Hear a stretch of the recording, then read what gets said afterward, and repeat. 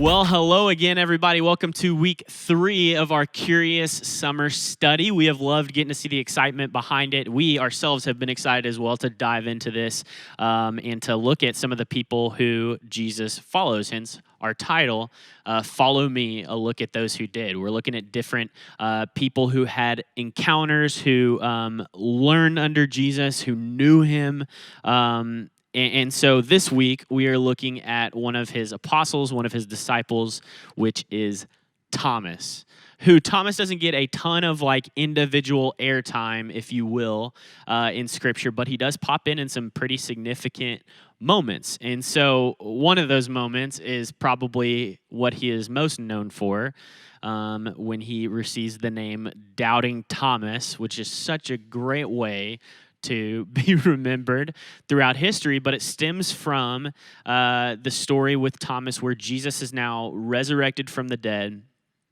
He is beginning to reveal to people, the first of which is Mary Magdalene, who we're going to talk about in another week. But he begins to reveal to people and to his apostles that he is, in fact, risen, and word is getting out and things like that. And Thomas then asks to see the scars in his hands, asked to touch them, even where he was, his side was pierced by the spears, Jesus' side. He asked, he's looking for proof. If this is real, show me some proof. And that kind of follows him throughout history to the point where in 2020, we're talking about it now and referring to him as Doubting Thomas. So that's a pretty significant one. But what are some other things, I guess, about Thomas that really maybe stick out to you guys, or, that are significant when we look at the Apostle Thomas? Well, I have to say that, for me, I always just knew him as Doubting Thomas.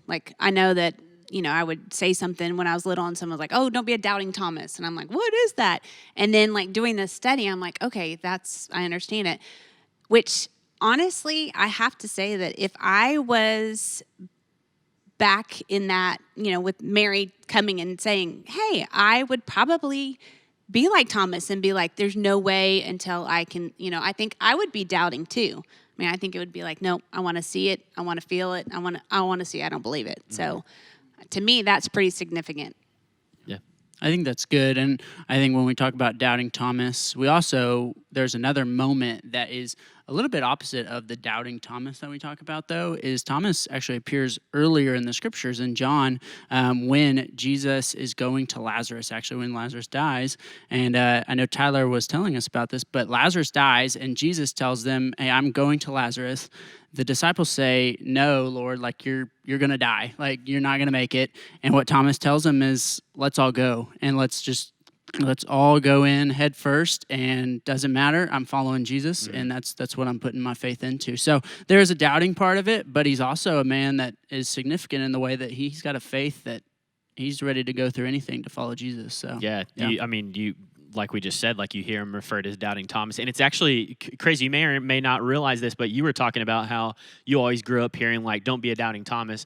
Even the phrase Doubting Thomas, goes beyond Christian boundaries. This is a very, well-known thing when we look at the Apostle Thomas and in that specific story. But Reed, just like you were saying, when the disciples were no, Jesus, actually consider this, Thomas does have this moment, this charge where he's like, I'm going to follow him. Let's follow him. And so you see a man who, yes, is categorized by this moment in history, but then also this man who has this moment where he displays this boldness in faith and even charges the rest of the disciples no, Jesus has spoken, let's follow him. And so it's just such a cool moment and so interesting when you look at just the parallels and when you look at not just that one story, but you have this contrasting, these two contrasting scenarios where, you display some doubt. He wants proof. Which I feel like we can all relate to, which will kind of segue into our next question. But then he also has this moment where he displays great boldness and, in fact, kind of leads the charge in support of Jesus. So segueing into that, and you kind of hinted on this in a second, or a second ago, do you guys have maybe a personal example that would kind of relate to something like that, or a moment like Thomas had? Either way. I think I have lots of examples. I mean, I can't think of a specific one, but what I love is I love it when students, or even like in our small group, people ask questions. They ask questions, and it's not that they're doubting, or maybe they are, but they want to know answers. And to me, that is, I love that, because when you dig deeper in your faith and you find answers, I think your faith grows. I mean, you learn more. So I think when students or people ask questions about their faith, I think it's amazing. I mean, Thomas did it. I mean, he doubted. He was like, wait a minute, so that to me is something that I love, is when people ask questions about, wait a minute, what about this? What about that? So Yeah. I think Missy's so right on that. Like, there's so many moments that we go through doubt of, like, doubt's not a bad thing. Like, I want you guys to understand that, like, doubt is not bad, but our response to doubt is what really leads us to Jesus. And I think in doubting Thomas's story, like, he doubts, but what leads to it is that, like, he pushes into, and he yes, waits till Jesus shows himself, but Jesus pulls him in and says, like, come to me, see that I'm good. And like, from our doubt, like, we're able to say, like, Lord, I'm here and I'm all yours. Like, I want to see that you're good. I doubt that this is going to happen, but I'm also here in faith that you are going to make it. And so, I don't know. I love that about, like, doubt can be looked at as bad, but it can also be looked at as such a, like, fruitful thing and such a faithful thing for us as followers. So, yeah. Yeah, I mean, and we'll kind of end with this before we break out into our groups. But it is interesting when you see this. Like, first off, he was an apostle. Like, he was a disciple. He followed Jesus for around 3 years, like, learning from him, knowing him, believing him, like, all this stuff, and has this moment where he is, experiencing doubt, or he's even just looking like, Jesus, if this is you, would you show me? Would you show me that this is you?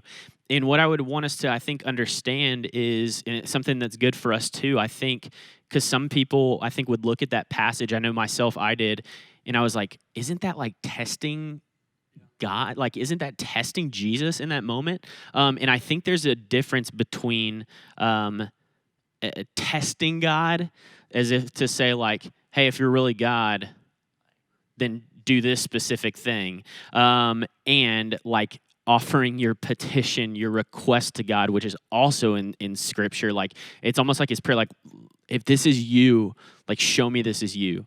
And I think there's a lot of scenarios where I can see in my life where I had that cry, and it's about your heart, where it's like, God, I trust that you are who you are, but God, would you just show me that this is you, this decision, or this hard thing that I'm going through. Like, I'm fighting to keep this faith, but I want to trust you. I want to put my faith in you. Would you show me that this is you? And we see when Thomas does that, Jesus actually grants his request. He says, "Here you go. Like, touch the scars. Like, touch the side."